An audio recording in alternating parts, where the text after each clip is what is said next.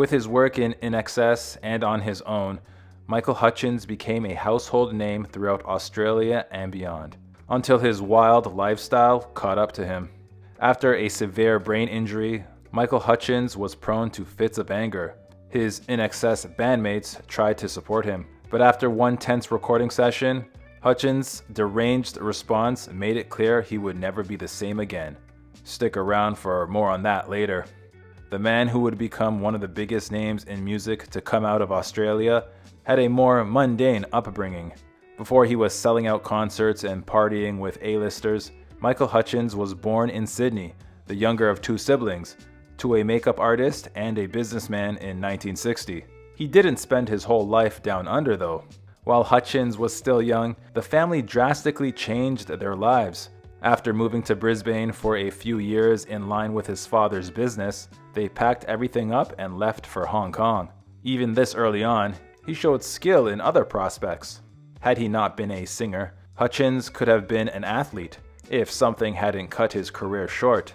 While in Hong Kong, he started exhibiting a great talent for swimming, which might have led him somewhere if he hadn't severely broken his arm. Despite this loss, he began displaying a different talent. Although he had an athlete's aptitude, it later became clear that Hutchence also possessed an artist's spirit. During these early years, he grew to love poetry, which turned into songwriting. This led to a substantial first gig for someone so young. His first gig was performing a song in a toy commercial, albeit for a local store. Never ones for stagnancy, the family moved once again. While his family may have enjoyed themselves in Hong Kong, there's no place like home. In 1972, the Hutchence moved back to Australia, settling into a place in the Belrose suburb of Sydney. This was a good decision, otherwise INXS may not exist. While at Davidson High School, Hutchence met a boy named Andrew Ferris after the latter had stopped a fight from happening. The two became fast friends. Fortunately, they had a common interest. As they became friends, Michael Hutchence and Andrew Ferris bonded over their love of music. Hutchence would often go over to Andrew's house to jam, mostly with Andrew's brothers, John and Tim. However, they didn't stop there. Andrew and his brothers were clearly impressed by Hutchence's musicality, so they asked him to join their band. Already consisting of the three brothers, along with several classmates and friends, including bassist Gary Beers, the band went by Dr. Dolphin. While they were joining together, two other people in Hutchence's life were doing the opposite. In 1975, his mother and father separated, and he went to California with his mom and older half-sister. While Hutchence was gone, Andrew, John, and Tim formed a different band, aptly named the Ferris Brothers. Andrew was on keyboards, Tim was lead guitar, and John was on drums. Still, the group wasn't complete yet. Thankfully, Hutchence eventually returned to Sydney, where he met up with the Ferrises. They received him with open arms and he joined the band once again on vocals. Around the same time, Gary Beers joined back up on bass, and a boy named Kirk Pengilly joined on guitar and saxophone. It wasn't long until they made themselves known to the world. It was the same year, in 1977, that the Ferris brothers got their first official gig. On August 16th, they performed at a Sydney suburb called Whale Beach, debuting their music for the masses. Shortly after this, they started going by a different name. While they began as the Ferris Brothers and would later find their true name, they spent a bit of time being called the Vegetables. This wasn't just a name, as they also regularly played their song We Are the Vegetables. Eventually, they took their final form.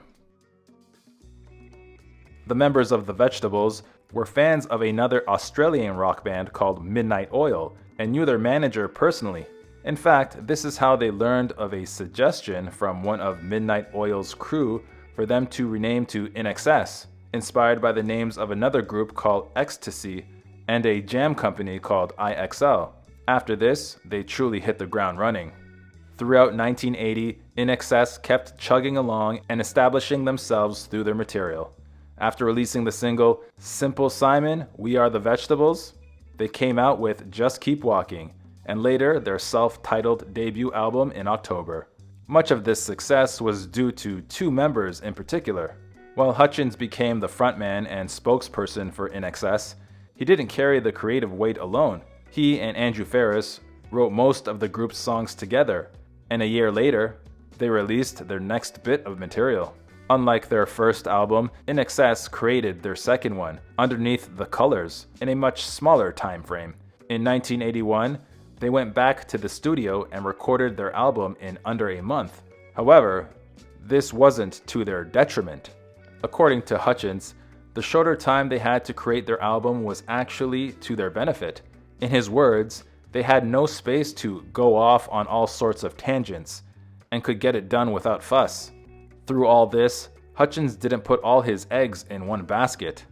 Although INXS rose to fame and success, Hutchence didn't limit his creativity to the band.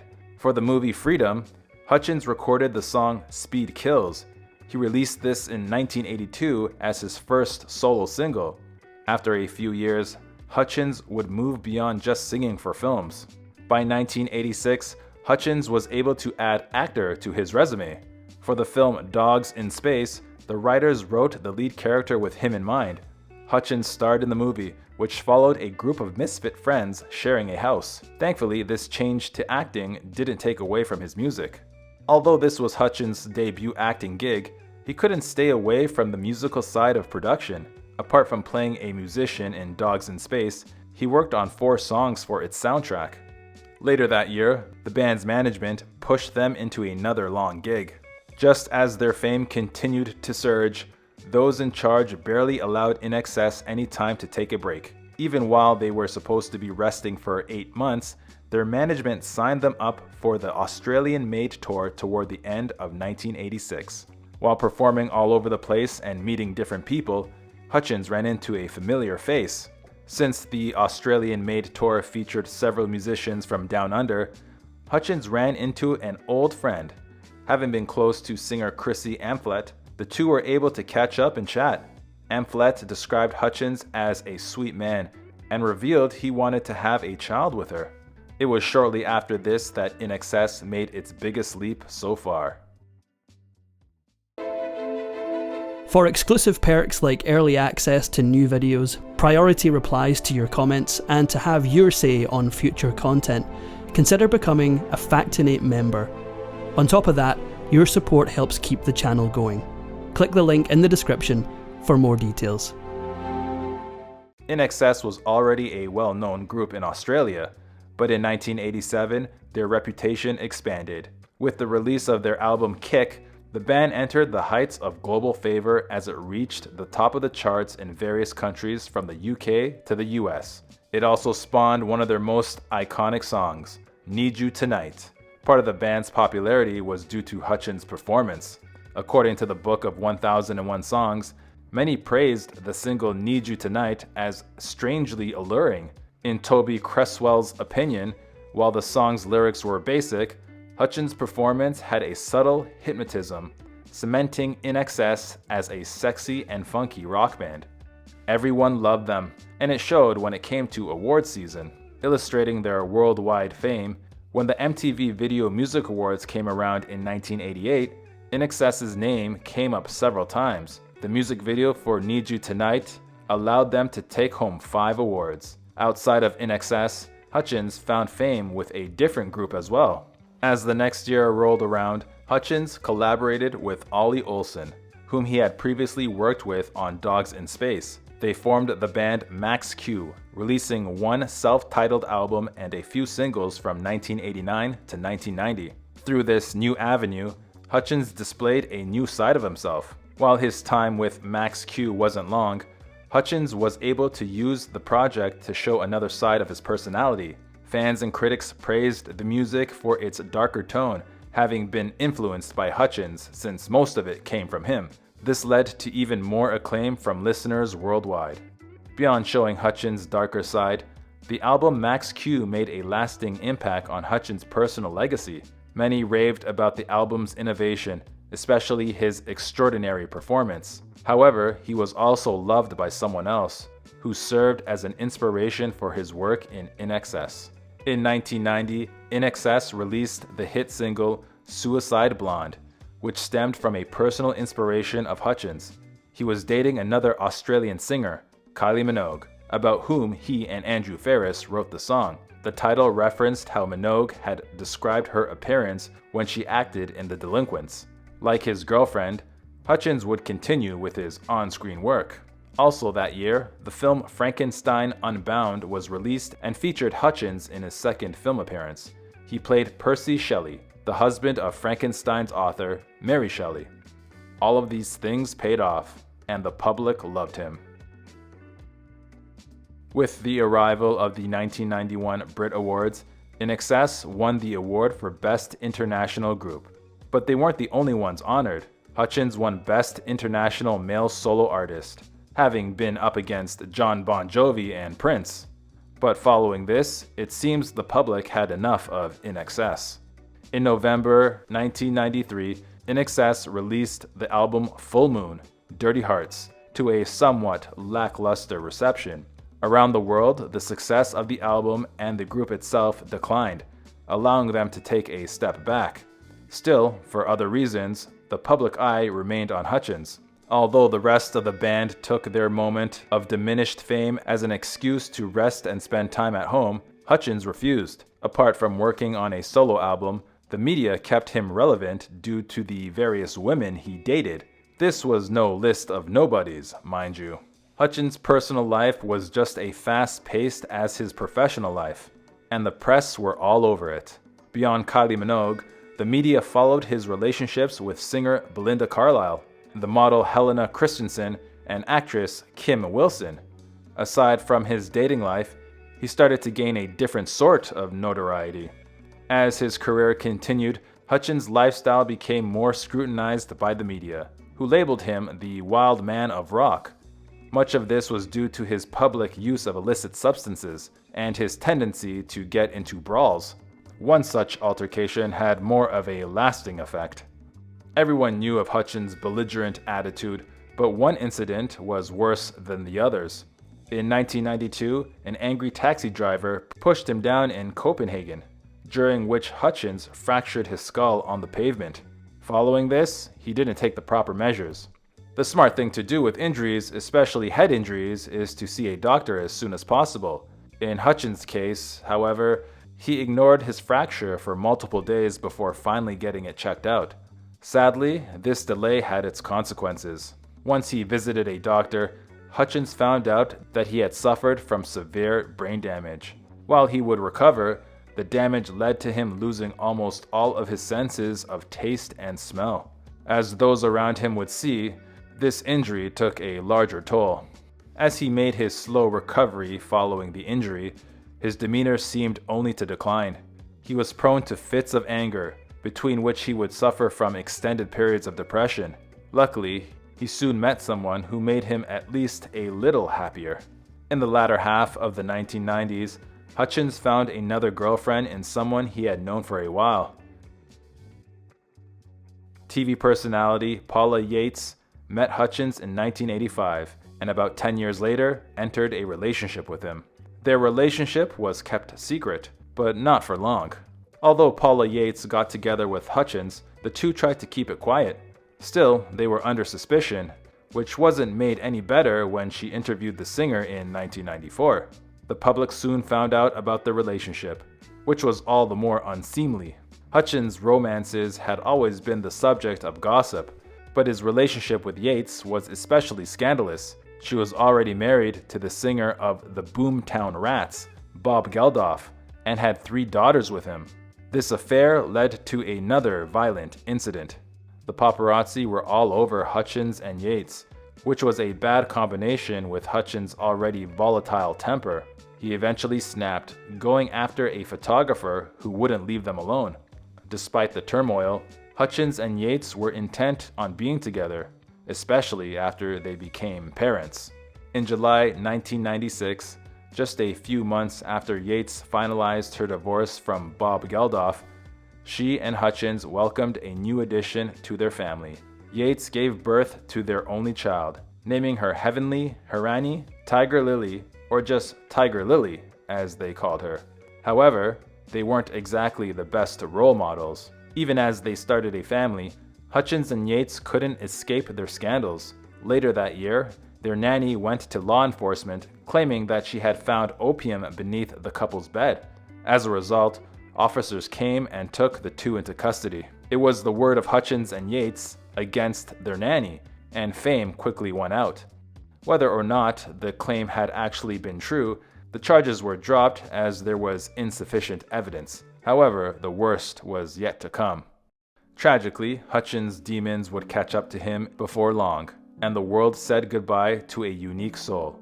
He passed on in November 1997, being found in his Sydney hotel room by one of the maids. The cause was clear and eventually confirmed.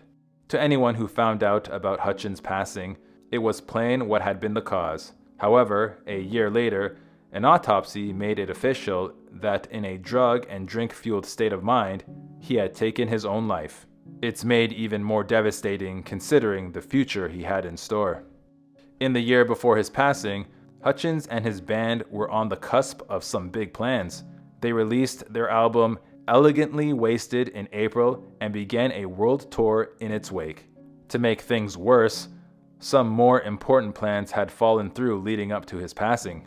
One fact stood out as the investigation pushed forward on the events leading up to Hutchence' passing.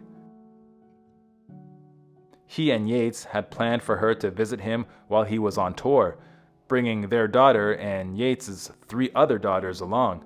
As per this investigation, the law turned to the last people to speak with Hutchence. Looking at those more closely involved with Hutchence, law enforcement questioned Paula Yates and Bob Geldof. The two of them gave statements detailing their phone conversations with Hutchence before his passing. It was in these conversations that Hutchence met a stark disappointment. In his conversations with Yates, Hutchence was told the disheartening truth. Bob Geldof had commenced litigation to fight for custody of his children and prevent the visit from happening. As the hearing had been adjourned until December, Geldof had succeeded. Needless to say, Hutchence didn't take this news well. According to Yates, Hutchence broke down when he heard the news. During the phone call, he seemed truly hopeless and frightened, and told her he wasn't sure how he would live without seeing Tiger. Still, he intended to fight for it. Although Hutchence was in the pits of despair, he wanted to try and fight back. Calling Geldof, he pleaded with him to let the visit happen. Geldof refused, contributing to his official statement. As for the investigation, there wasn't anything to suggest otherwise. Apart from Geldof's statement to law enforcement, several other factors corroborated his telling of events. The coroner supported his story based on the evidence found, including the person in the next room who had heard Hutchence arguing over the phone. But as this happened, Geldof wasn't the last person to speak with Hutchence. Trying to cope with the situation, Hutchence later called his previous girlfriend, Michelle Bennett. Like Yates' statement, Bennett told law enforcement of Hutchence' broken disposition and noted that he asked her to see him. Feeling compassion for Hutchence, she obliged. After her troubling phone conversation with Hutchence, Bennett felt compelled to check on him, visiting his hotel room like he had asked. Bennett knocked on the door. Unfortunately, there was no response, as Hutchence had already passed. 5 days after his passing, Hutchence' family held his funeral in Sydney. Among the guests were his closest friends and family, including the members of INXS, Paula Yates, and his daughter.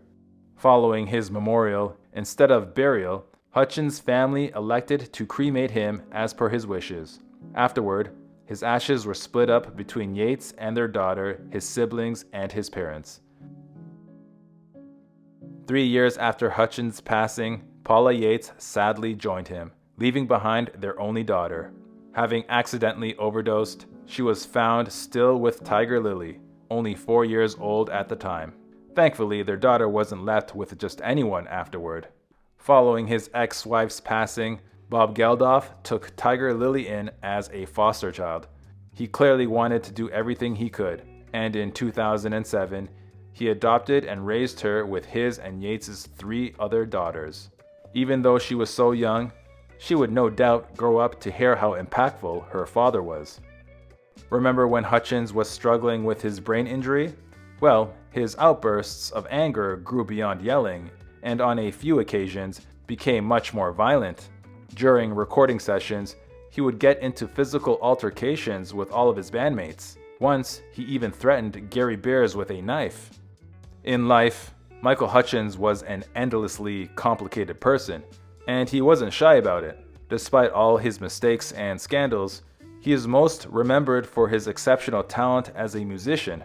Once again, in Toby Cresswell's opinion, Hutchence was, without question, one of the truly great frontmen.